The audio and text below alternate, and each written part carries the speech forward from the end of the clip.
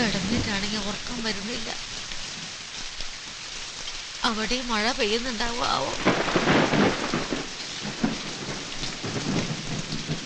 ഈ മഴയത്തും മഞ്ഞത്തും രാത്രിയിൽ കുട്ടൻ എവിടെ പോയി കിടക്കും എന്റെ ദൈവമേ? അമ്മ ഇനി ഓരോന്നും പറഞ്ഞ് അല്ലെങ്കിൽ തന്നെ ഒരു സ്വസ്ഥതയില്ല. അതുകൊണ്ടല്ല, നാട്ടുകാർ ചോദിക്കുമ്പോ ഒന്നും ഓർക്കുമ്പോ ഇത് തന്നെയാ ശരി. ഇത് പാരമ്പര്യല്ലേ. കുട്ടന്റെ അച്ഛൻ എത്ര വർഷം ആമത്ത് കിടന്ന് നരകിച്ചത്. ഒന്നും ചെയ്തിട്ട് കാര്യമില്ല. സ്വാതന്ത്ര്യത്തോടെ പുറത്തെങ്കിലും നടക്കട്ടെ. ഒന്നുമില്ലെങ്കിലും കുട്ടന്റെ ആത്മാവിനെങ്കിലും മോക്ഷം കിട്ടുമല്ലോ. അത്രയ്ക്കൊക്കെ സമാധാനിക്കാനേ വകയില്ല. ഞാൻ അപ്പു ചോദിച്ചത് ആലോചിക്കണേ. അവന് സമയത്തിനൊക്കെ കഴിക്കാൻ കിട്ടുന്നുണ്ടാവോ? അമ്മയൊന്ന് വായടയ്ക്ക്. രാധ ഉറങ്ങിയിട്ടില്ല. അവൾ അപ്പുറത്ത് പോരായാലുണ്ട്.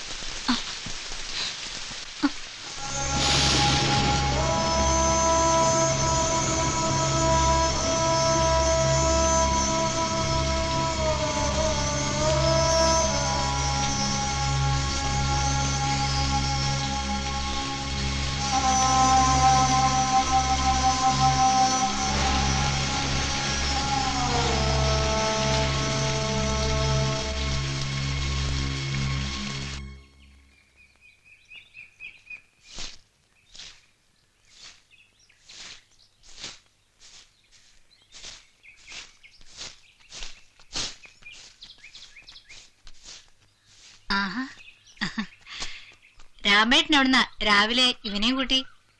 വരുന്ന വഴിക്ക് ഇവനാ കുളക്കരയിൽ ഒറ്റയ്ക്കിരിക്കുന്നതുകൊണ്ട് കൂട്ടിക്കൊണ്ടുവന്നാ. ചോദിച്ചപ്പോ ഒന്നുമില്ലെന്ന് പറഞ്ഞു. ഇല്ലടാ.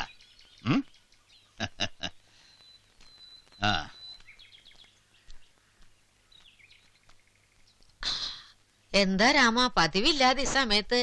ഏയ്, അങ്ങനെ വരണം തോന്നി. ഒരു കാര്യം പറയണമെന്ന് വിചാരിച്ചിട്ട് കുറച്ച് നാളായി. ചിറ്റമ്മ ഇരിക്കൂ. ഇങ്ങനെ തുമ്പും പാലും ഇല്ലാണ്ട് എത്ര നാളാന്ന് വെച്ചിട്ടാ?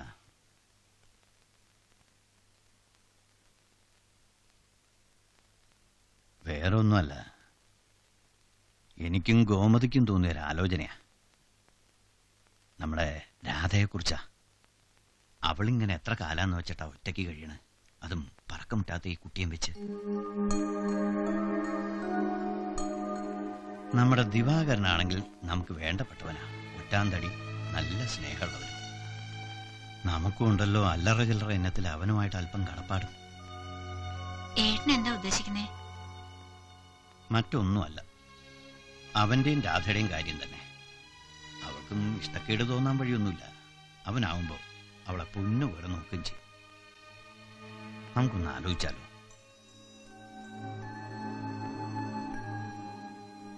എന്താ രാമ അത്? കുട്ടൻ ജീവിച്ചിരിക്കുമ്പോഴാണോ ഇങ്ങനെ ഒരു ആലോചന? നാട്ടുകാര് പോവാൻ പറ നാട്ടുകാരോട്. ചിറ്റമ്മ പഴയതൊന്നും മറക്കണ്ട. ഓർമ്മയില്ലേ നമ്മുടെ ചിറ്റയടുത്ത് കൃഷ്ണമ്മാന്റെ മോള് ശാരദയുടെ കല്യാണക്കാര്യം? വിവാഹരാത്രി തന്നെയല്ലേ അവളുമായിട്ടുള്ള ബന്ധം വേണ്ടെന്ന് വെച്ചാൽ അവൻ നാട് വിട്ടത്. എന്നിട്ട് എന്താ ഉണ്ടായേ? അടുത്ത ദിവസം അതേ പന്തലിൽ വെച്ച് തന്നെ നടത്തിയില്ലേ കൃഷ്ണമാമ ഉണ്ണിയുമായിട്ടുള്ള അവളുടെ വിവാഹം, മറ്റവൻ ജീവിച്ചിരിക്കുമ്പോ തന്നെ. എന്നിട്ട് എന്തുണ്ടായി? എവിടെ പോയി അന്ന് ഈ നാട്ടുകാര്?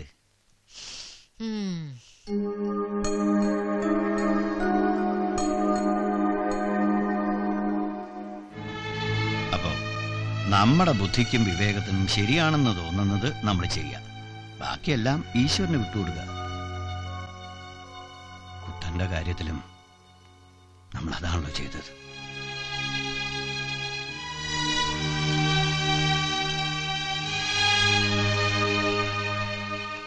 പിന്നെ കുട്ടനെ കുറിച്ച് ഓർത്താണെങ്കിൽ കുട്ടൻ ഈ കാര്യത്തിൽ രാധയ്ക്ക് മാപ്പ് കൊടുത്തോളൂ. അവൾക്ക് നല്ലത് വരണമെന്ന് മാത്രമേ അവൻ ആഗ്രഹിച്ചിരുന്നുള്ളൂ. എനിക്കറിയാം അവന്റെ മനസ്സ് മറ്റാരേക്കാളും.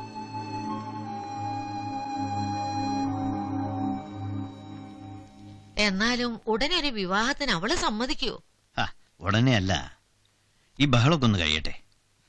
അവളുടെ മനസ്സ് ശാന്താവുമ്പോ അവള് സമ്മതിക്കും.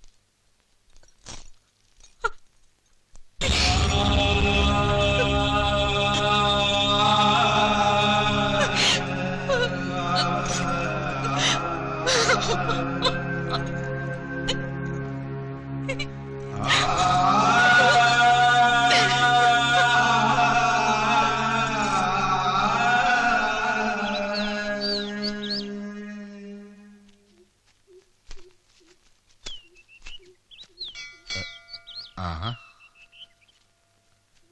എന്താ അപ്പോ ഇവിടെ വന്ന് നിൽക്കുന്നത്? ഇന്ന് ഉച്ചയ്ക്ക് ശേഷം ക്ലാസ്സിലും കണ്ടില്ലല്ലോ. എന്താ സുഖമല്ലേ? മാഷ് കന്യാകുമാരി പോയിട്ടുണ്ടോ? ഇല്ല. എന്തേ?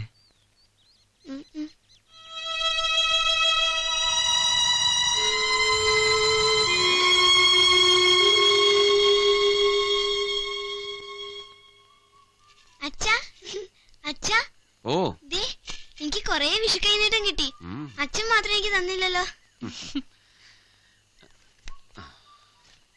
100 രൂപയുണ്ട്. കാശ് വെറുതെ കളയരുത്. ഇങ്ങനെ ഇതിൽ തന്നെ ഇട്ട് സൂക്ഷിച്ച് വെച്ചോണം. എന്തെങ്കിലും അത്യാവശ്യം വരും, അപ്പോഴേ എടുക്കാവൂ.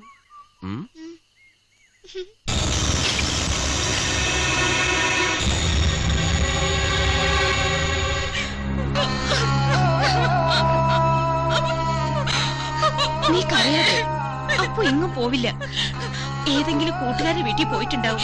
പിള്ളേരല്ലേ, കരയാതെ മോളെ. അന്വേഷിക്കാവുന്നതിന്റെ പരമാവധി അന്വേഷിച്ചു. കൂട്ടുകാരുടെ വീട്ടിലൊന്നും എത്തിയിട്ടില്ല.